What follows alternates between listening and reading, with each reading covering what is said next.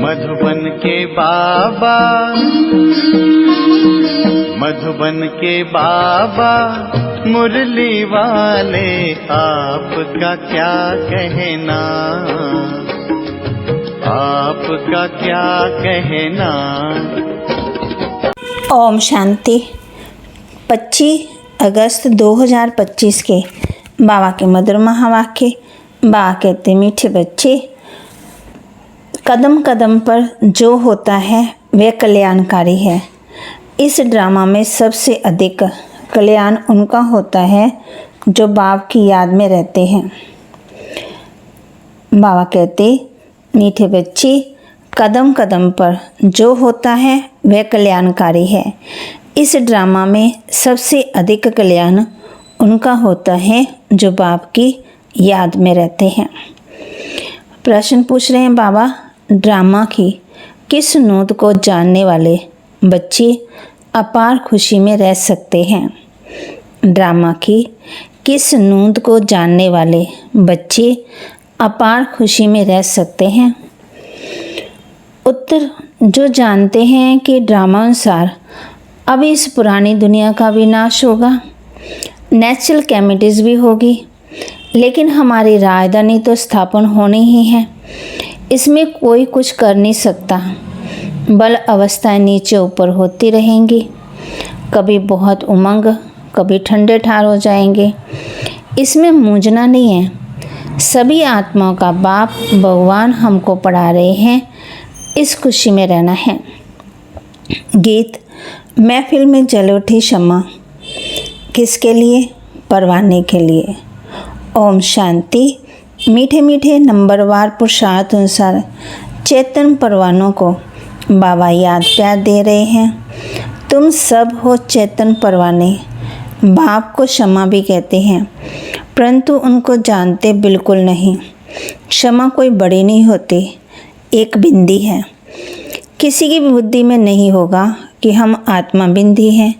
हमारी आत्मा में सारा पाठ है। आत्मा और परमात्मा का नॉलेज और किसी की बुद्धि में नहीं है। तुम बच्चों को ही बाप ने आकर के समझाया है, आत्मा का रियलाइजेशन दिया है। आगे ये पता ही नहीं था कि आत्मा क्या है, परमात्मा क्या है। इसलिए देह विमान के कारण बच्चों में मोह भी है, विकार भी बहुत है। भारत कितना ऊंच था, विकार का नाम ही नहीं था। वह था वॉइसलेस भारत, अभी है विशेष भारत। कोई भी मनुष्य ऐसे नहीं कहेंगे जैसे बाप समझाते हैं। आज से 5000 वर्ष पहले हमने इनको शिवालय बनाया था। मैंने ही शिवालय स्थापन किया था। बाबा कह रहे, कैसे? सो भी तुम अभी समझ रहे हो। तुम जानती हो कदम कदम पर जो होता है वह कल्याणकारी ही है। एक एक दिन जास्ती कल्याणकारी उनका है जो बाप को अच्छी रीति याद कर अपना भी कल्याण करते रहते। ये है ही कल्याणकारी पुरुषोत्तम बनने का युग। बाप की कितनी महिमा है तुम जानती हो। अभी सच्चा सच्चा भागवत चल रहा है। द्वापर में जब भक्ति मार्ग शुरू होता है तो पहले पहले तुम भी हीरो का लिंग बनाकर पूजा करते, शिवलिंग बनाकर। अभी तुमको स्मृति आई है, हम जब पुजारी थे तब मंदिर बनाए थे।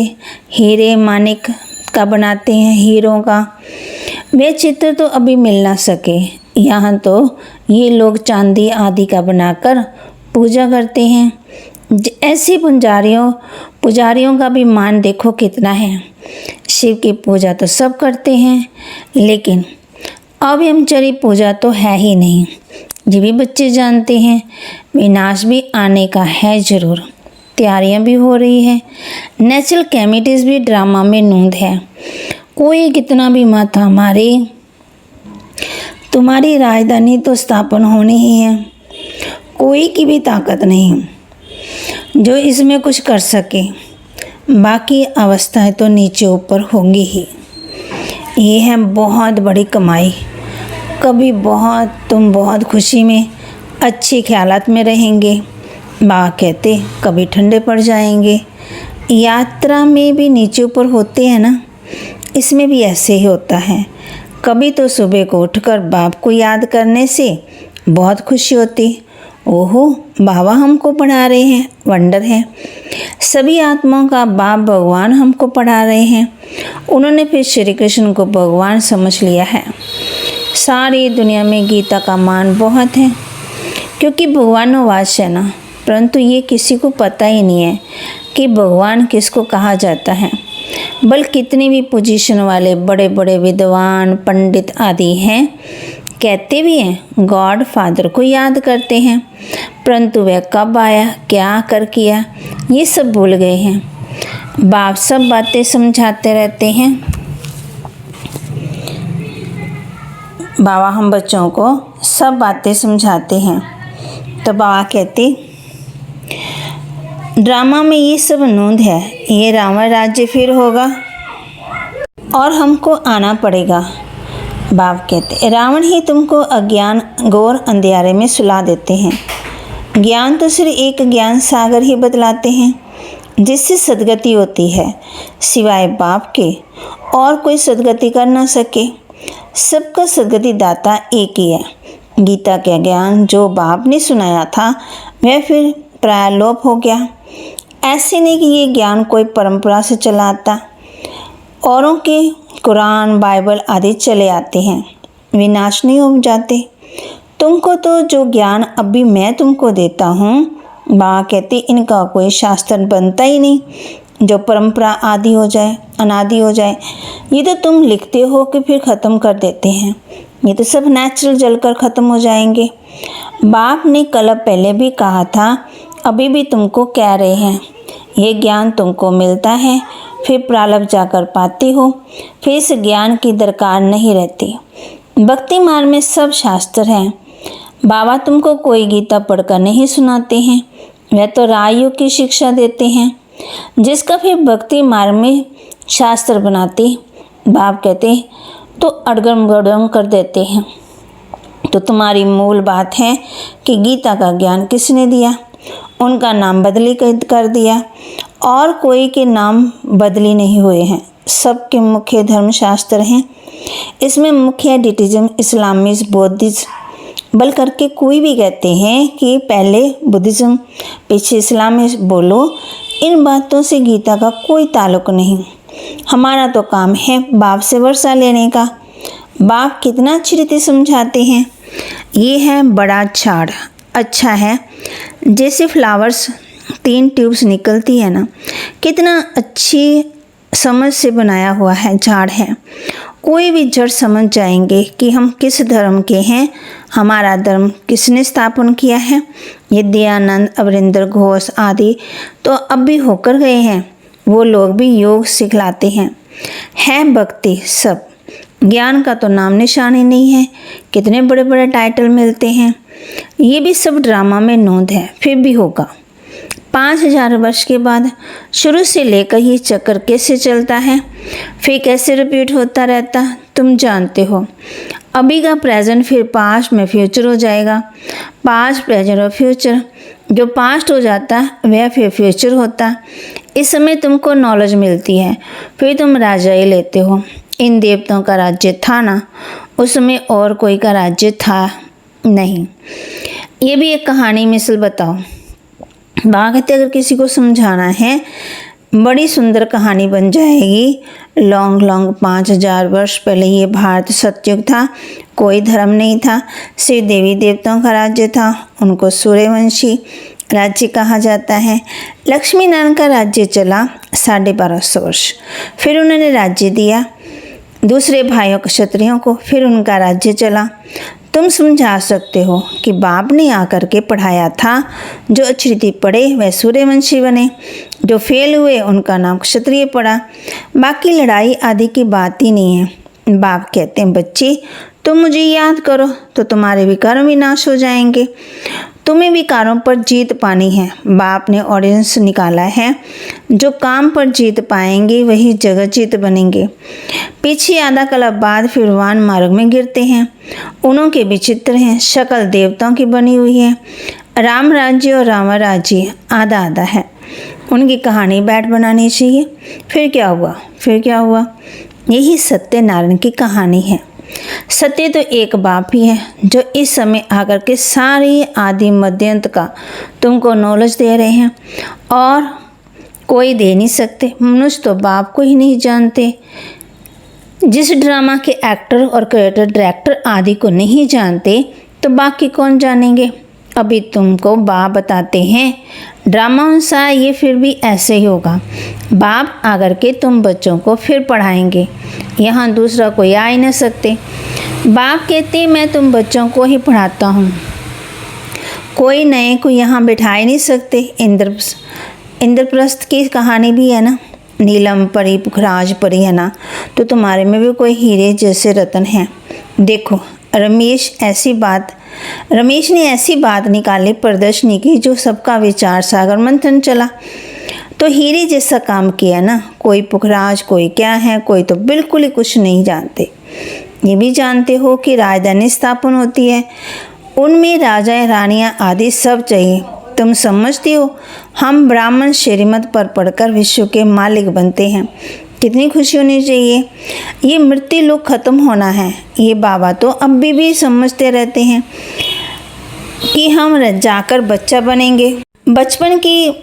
बचपन की ये वे बातें अब भी सामने आ रही है, चलन ही बदल जाती है। ऐसे वहाँ भी जब बूढ़े होंगे तो समझेंगे अब ये वानप्रस्थ अवस्था श्रेष्ठ, हम किशोर अवस्था में चले जाएंगे।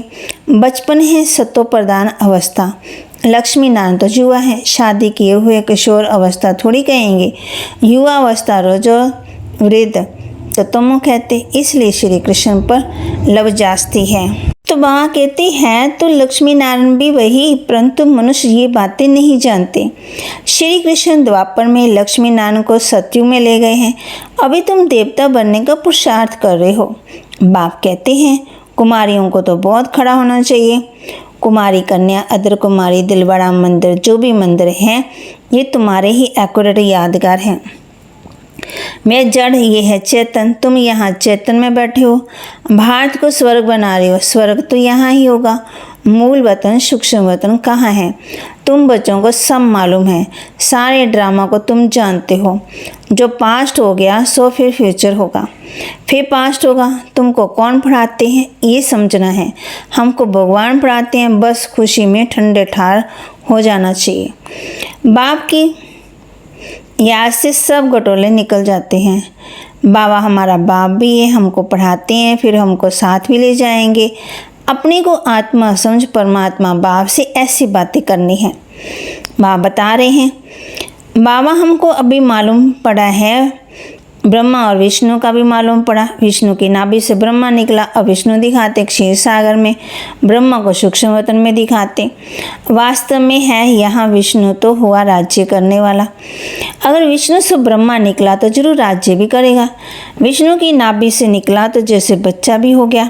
ये सब बातें बाप बैठ समझाते हैं। ब्रह्मा ही 84 जन्म पूरे कर अब फिर विष्णुपुरी के मालिक बनते हैं। ये बातें भी कोई पूरी रीति समझते नहीं है, तब तो वह खुशी का पारा नहीं चढ़ता। गोपियाँ तो तुम हो। तो वहाँ कहते सतयुग में थोड़ी होंगे, वहाँ तो होंगे प्रिंस प्रिंसेस। गोपियाँ तो गोपी वल्लभ है ना।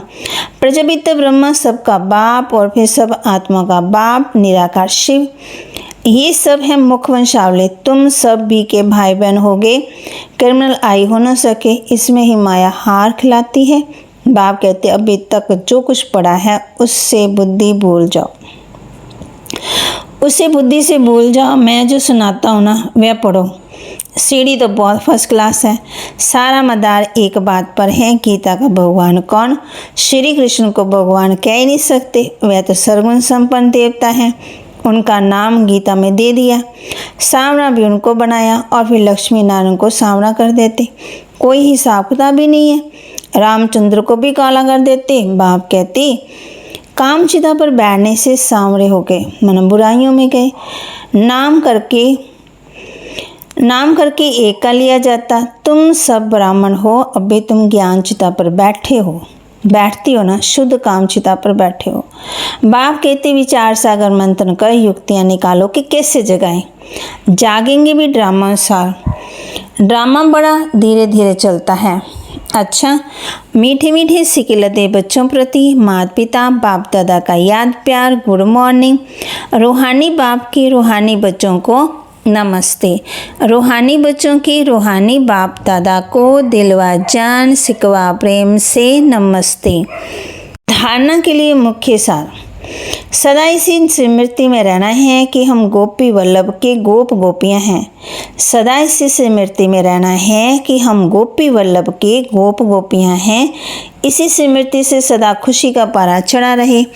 इसी स्मृति से सदा खुशी का पारा चढ़ा रहे। अभी तक जो कुछ पढ़ा है ना, उसे बुद्धि से भूल बाप जो सुनाते हैं ना, वही पढ़ना है। हम भाई बहन हैं। इस स्मृति से क्रिमिनल आई को ख़त्म करना है।